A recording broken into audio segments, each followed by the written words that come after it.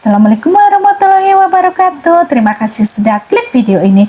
Ketemu lagi dengan saya Mama Ainun. Gimana kabar kalian semua? Semoga kabar kalian sehat selalu. Dan terima kasih selalu setia menonton videonya Mama Ainun. Semoga kita selalu dalam lindungan Allah Subhanahu wa taala, diberi rezeki yang lancar dan dijauhkan dari orang-orang yang jahat ya teman-teman. Kali ini Mama Ainun akan membahas tahun 536 Masehi, tahun yang dianggap sebagai titik awal dari salah satu periode terburuk dalam sejarah manusia yang dikenal sebagai musim dingin vulkanik atau tahun kegelapan. Peristiwa ini ditandai dengan kabut misterius yang menyelimuti sebagian besar belahan bumi utara, menyebabkan suhu global turun drastis, kegagalan panen, kelaparan massal, dan penyakit. Suhu global anjlok drastis menjadikan tahun itu sebagai salah satu tahun terdingin dalam 2300 tahun terakhir. Perubahan cuaca ekstrim menyebabkan gagal panen yang sangat luas. Dampak negatifnya tidak hanya dirasakan di Eropa dan di Timur Tengah, tetapi juga di sebagian Asia dan Amerika. Pasti kalian penasaran kan dengan ceritanya Mama Ainun? Mari kita masuk ceritanya. Mari kita membahas sejarah tentang masa yang sangat mengerikan, bahkan dianggap sebagai periode terburuk bagi manusia untuk hidup, yaitu tahun 536 Masehi. Mari kita kupas lebih dalam mengenai peristiwa yang sebenarnya terjadi pada tahun 536 Masehi. Tahun itu dikenang sebagai masa kegelapan karena matahari hanya bersinar sekitar 4 jam sehari teman-teman. Terjadi penurunan suhu yang sangat ekstrim hingga salju turun di musim panas. Selain itu terjadi gagal panen besar-besaran dan menyebabkan kelaparan meluas. Keadaan semakin memburuk dengan merebaknya wabah pes, menciptakan suasana yang sangat mencekam. Dapatkah kalian membayangkan hidup di masa itu ya teman-teman? Pasti kehidupan seperti itu saya yakin itu sangat chaos bagi kehidupan kita ya teman-teman. Tanpa berlama-lama mari kita mulai ceritanya. Tahun 536 Masehi dianggap sebagai tahun yang paling mengerikan dan menakutkan, sehingga para ilmuwan meyakini bahwa tidak ada tahun lain dalam sejarah bumi yang lebih buruk dari tahun 536 Masehi itu teman-teman. Sebenarnya jika kita menengok jauh ke belakang, ada banyak periode tahun yang juga dianggap buruk bagi kehidupan manusia. Contohnya pada tahun 1348 saat wabah Black Death menyebar di Eropa. Pada tahun 1666 ketika London dilanda kebakaran hebat, atau tahun 1815 saat Gunung Tambora meletus. Kemudian ada juga pada tahun 1918 dengan merebaknya flu Spanyol, tahun 1939 hingga 1945 saat Perang Dunia II berkecamuk, dan masih banyak lagi. Namun dari sekian banyaknya bencana pada tahun 536 Masehi dianggap yang terburuk karena dampak negatifnya masih terasa hingga beberapa dekade kemudian, seolah-olah memiliki efek jangka panjang. Lantas apa sebenarnya yang terjadi pada tahun 536 Masehi itu? Pada abad ke-6 berdiri sebuah kekaisaran Romawi Timur yang dikenal sebagai Kekaisaran Bizantium. Kekaisaran ini dipimpin oleh seorang kaisar bernama Flavius Belisarius dengan seorang penasihat militer bernama Procopius. Procopius adalah seorang yang sangat mempelajari pada masanya dan juga merupakan seorang sejarawan terkemuka di abad yang ke-6. Pada suatu hari di tahun 536 Masehi, Procopius sedang melakukan perjalanan bersama Kaisar Belisarius ke Silisia, Italia. Semacam tugas dinas dalam perjalanan tersebut, Procopius menyadari ada sebuah yang aneh dengan udara. Tiba-tiba kabut misterius menyelimuti langit. Hari demi hari matahari yang semula bersinar cerah berubah menjadi redup. Bahkan pada siang hari cahayanya tampak seperti bulan. Cahaya yang redup itu membuat dunia menjadi gelap seperti sedang terjadi gerhana. Prokopius mencatat semua keanehan ini dalam buku hariannya. Dalam catatannya, ia menulis bahwa kondisi matahari yang tiba-tiba meredup ini menciptakan kegelapan sepanjang tahun. Apakah kegelapan ini terjadi begitu saja? Tentu tidak, kawan. Catatan yang ditulis oleh Prokopius ini juga didukung oleh catatan milik Michael dari Syria, seorang penulis terkemuka asal Turki. Dalam salah satu tulisannya, Michael berkata bahwa matahari menjadi gelap dan kegelapan itu berlangsung selama 18 bulan. Apa yang sebenarnya terjadi hingga tiba-tiba muncul kabut asap yang sangat tebal itu? Yang mereka tahu hanyalah matahari tiba-tiba meredup dan mereka harus bertahan hidup di tengah dampak buruk dari hilangnya cahaya matahari. Memangnya apa saja dampak buruknya, teman-teman? Dampak yang pertama yaitu yang dirasakan adalah kedinginan. Terjadi penurunan suhu yang sangat drastis. Bagaimana tidak dingin jika sumber energi panasnya tiba-tiba meredup? Tercatat suhu pada saat itu menyentuh angka 1,6 hingga 2,5 derajat Celcius dan bahkan salju turun di Cina pada bulan Agustus. Padahal seharusnya musim panas, keadaannya ini bisa dibilang merupakan periode terdingin dalam 2 milenium terakhir. Pada saat itu hujan yang turun pun tidak lagi menyegarkan ya teman-teman. Hujan yang turun berwarna merah darah karena kotor. Awan yang terbuat dari gumpalan debu halus pun sudah tersebar di mana-mana. Bumi ini seolah-olah diselimuti oleh musim dingin yang berkepanjangan. Selain itu, karena matahari terhalang kabut, proses penguapan air laut pun terpengaruhi ya teman-teman. Akibatnya hujan yang tidak turun lagi, orang-orang kekurangan air besi dan kekeringan melanda di mana-mana. Dampak negatif ini seperti efek domino. Jika satu masalah muncul, masalah-masalah lain akan mengikutinya. Hujan tidak turun menyebabkan kekeringan dan dampak selanjutnya adalah gagal panen. Karena suhu yang sangat dingin, banyak tumbuh-tumbuhan tidak dapat tumbuh ya teman-teman. Hal ini berujung pada meluasnya bencana kelaparan di mana-mana dan makanan dan minuman menjadi sangat langka. Saking parahnya, Irlandia tercatat sebagai salah satu negara terdampak yang mengalami kelangkaan bahan pangan. Makanan yang tersisa pun tidak lagi bergizi teman-teman.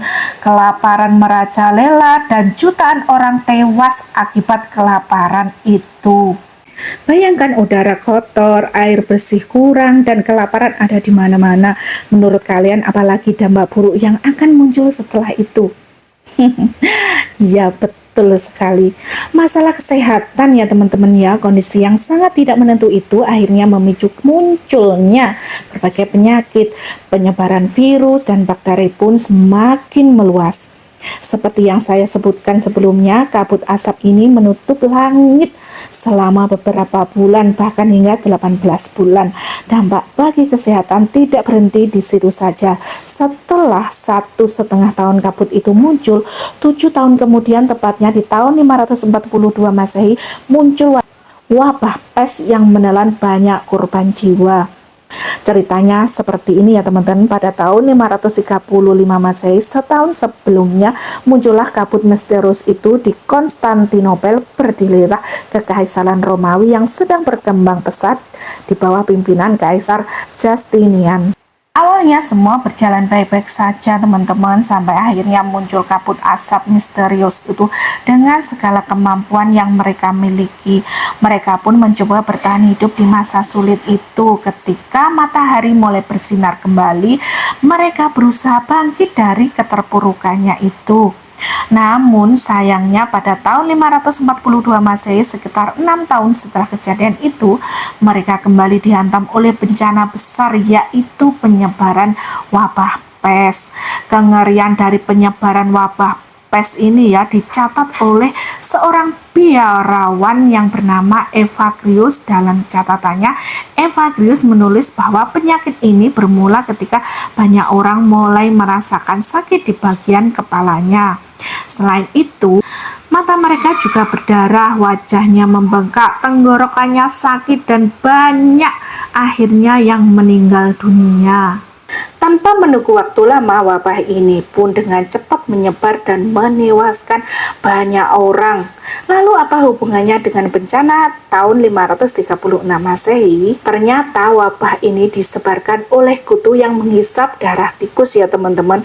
Kemudian tikus yang terinfeksi tadi akan menyebarkan ke manusia. Kutu itu bukanlah kutu biasa, melainkan kutu yang sangat ganas. Kutu-kutu itu membawa wabah pes ini biasanya akan mengalami penyumbatan di ususnya, yang membuat mereka terus-menerus merasakan kelaparan yang sangat hebat. Karena kelaparan, mereka akan dengan rakusnya bahkan sampai menghisap darah tikus. Saking rakusnya, kutu-kutu ini menyerang tikus-tikus itu hingga mati teman-teman.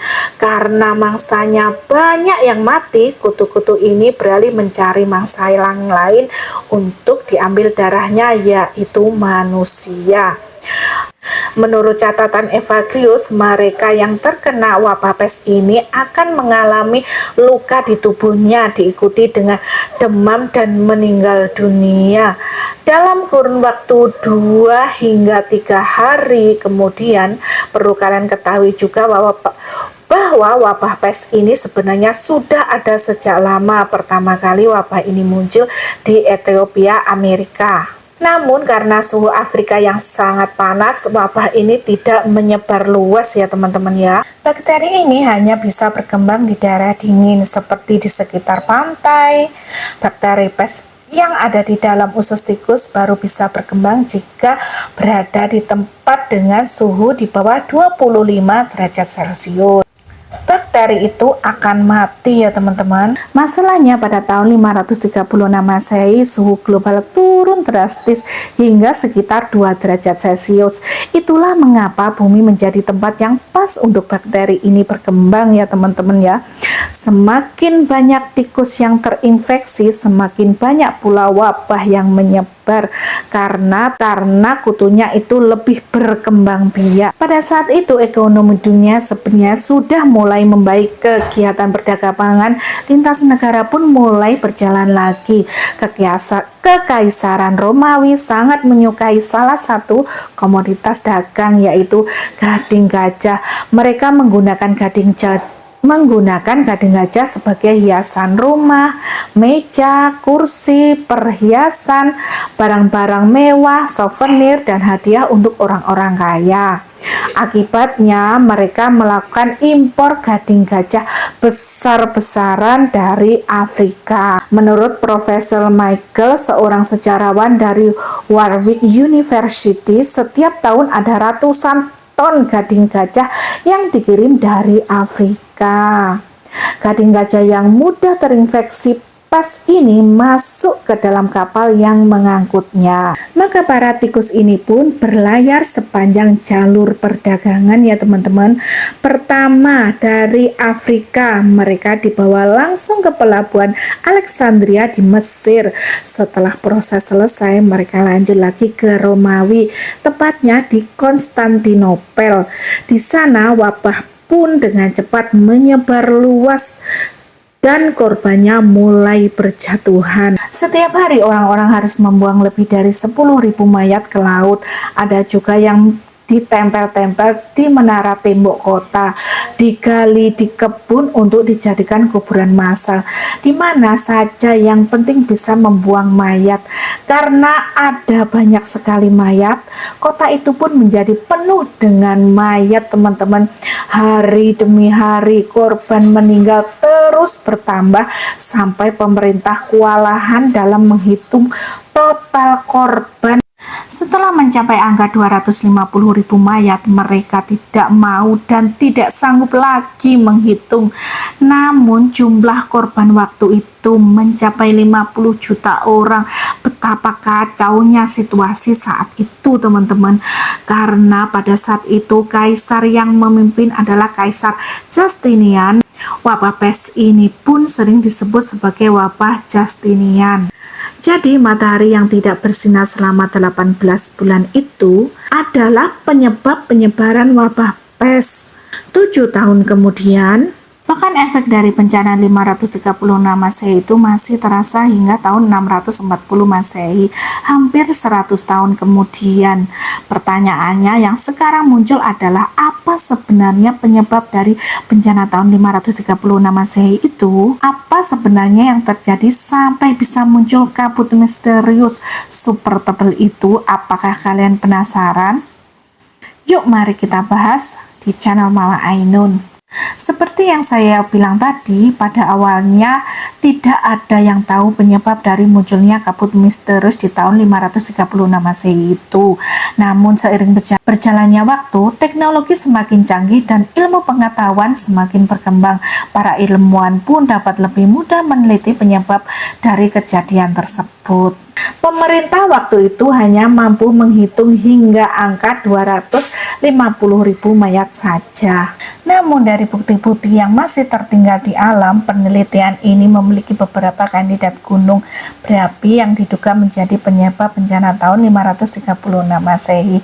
Salah satu kandidatnya gunung berapi itu adalah letusan Gunung Islandia pada tahun 540 dan 547 Masehi. Selain itu, para peneliti juga menemukan adanya abu vulkanik tropis yang membuat mereka mencurigai bahwa penyebab bencana tersebut adalah gunung berapi di daerah tropis yang meletus di tahun 535 atau 536 Masehi. Ada juga gunung lain, yaitu gunung yang ada di Indonesia yang diklaim sebagai penyebabnya, yaitu Gunung Krakatau di Indonesia atau yang mereka sebut dengan Krakatau Purba. Salah satu peneliti yang meneliti tentang keterlibatan Krakatau dalam bencana 536 Masehi ini adalah David Case. David Case adalah seorang koresponden arkeologi untuk surat kabar harian The Independent, dan dia juga dikenal sebagai penulis di bidang sejarah perubahan iklim. Karena minatnya yang besar pada bidang iklim, ada satu kejadian yang akhirnya membuatnya berambisi untuk meneliti tentang perubahan iklim di abad ke-6. Ceritanya pada tahun 1994, David Case sedang mengikuti sebuah konferensi arkeologi. Salah satu pengisi acara itu adalah seorang ahli dendrochronologi atau ahli dalam penanggalan karbon bernama Mike Baileni. Padahal saat itu Mike Baileni memberikan kuliah umum yang berisi penjelasan tentang bagaimana semua cincin pohon di dunia tiba-tiba menjadi kacau dalam waktu bersamaan. Pada abad ke-6, cincin pohon itu, bagi kalian yang belum tahu apa itu cincin pohon adalah lingkaran-lingkaran yang terlihat di dalam batang pohon. Jika kalian menebangnya, di setiap tahunnya ada batang pohon akan bertambah satu cincin. Dengan memperhatikan cincin pohon itu, kita bisa tahu berapa umur pohon tersebut. Tidak hanya itu, bentuk cincin pohon juga dipengaruhi oleh cuaca. Kalau cincinnya lebar-lebar berarti pohon itu tumbuh dengan baik. Tapi kalau tipis-tipis berarti pohon itu tumbuh di cuaca yang sangat buruk. Dari situlah kita bisa tahu bagaimana kondisi cuaca di tahun tertentu dengan menganalisis pola cincin pohon.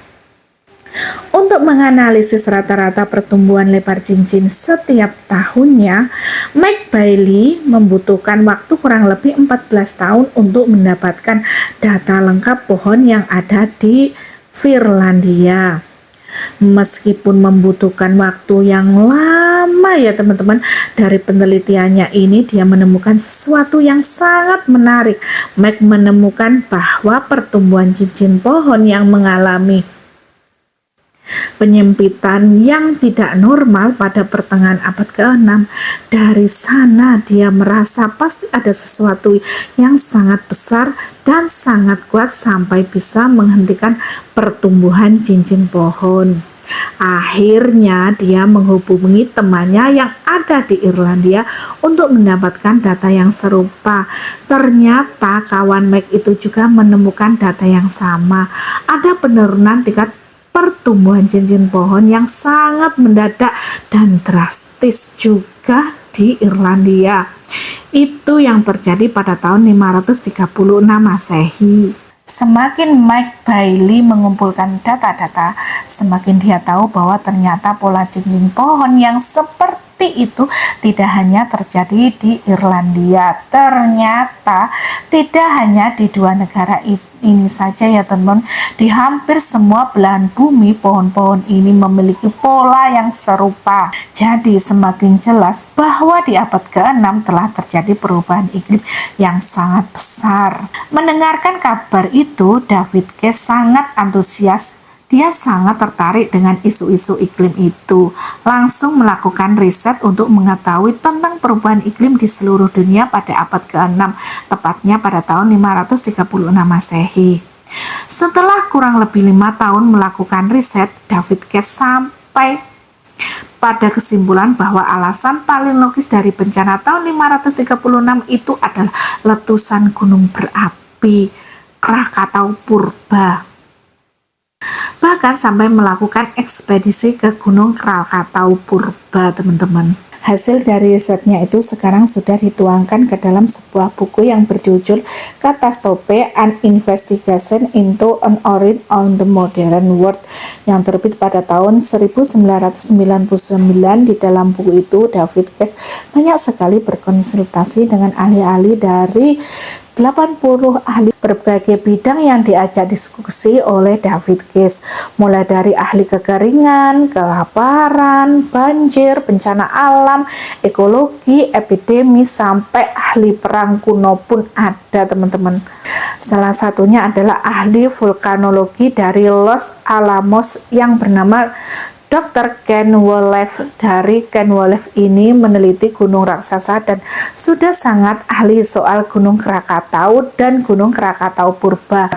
Letusan Gunung Krakatau purba puluhan kali, bahkan ratusan kali lebih besar dari semua letusan gunung berapi yang pernah disaksikan oleh manusia. Karena penasaran dengan seberapa besar letusan Krakatau purba waktu itu, David Case meminta Dr. Ken Wallace untuk memasukkan semua data yang tersedia tentang perubahan iklim di abad ke-6 saat bencana 536 terjadi ke dalam superkomputer yang dimilikinya. Tujuannya adalah untuk mendapatkan simulasi dari letusan Krakatau purba itu. Data-data yang diinput oleh Dr. Case ini bermacam-macam ya teman-teman. Ada data dari cincin pohon dan ada juga laporan tentang perebutan sinar matahari dan lain-lain. Dari simulasi itu terlihatlah air mancur dari batu yang mencair, api dan abu yang terpelanting jauh dan menjulang tinggi ke langit. Ledakan demi ledakan pun terus terjadi dan menciptakan luapan magma, debu, dan abu sekitar 30 mil atau 48 kilometer. Material yang terus-menerus naik ke atas ini menjulang tinggi sampai titik maksimal, teman-teman. Sampai mencapai titik tertinggi, material-material itu pun menyebar ke samping membentuk semacam jamur. Biasanya kalian bayangkan hal yang menghalangi sinar matahari dari segala arah, teman-teman. Bisa kalian bayangkan seberapa besar ledakan atau letusan Gunung Krakatau purba. Letusan Gunung Krakatau purba pada saat itu berkekuatan 2 miliar kali bom nuklir Hiroshima Nagasaki yang ada di Jepang, teman-teman. Bayangkan 2 miliar kali bom nuklir Hiroshima Nagasaki yang ada di Jepang itu loh. Nggak bisa membayangkan seperti apa suaranya, teman-teman. Seperti apa guncangannya bumi pada saat itu. Saya yakin semua langsung rata dengan tanah. Semua pasti hancur berkeping-keping, laksana kerikil-kerikil batu kecil, teman-teman. Itulah kenapa sampai bisa membuat iklim berubah dan bumi tertutup kabut selama 18 bulan, teman-teman. Letusan Gunung Krakatau purba. Letusan Gunung Krakatau Purba ini berlangsung selama 10 hari. Kalian bisa bayangkan berapa banyak material yang dimuntahkan keluar dari Gunung Krakatau Purba, teman-teman.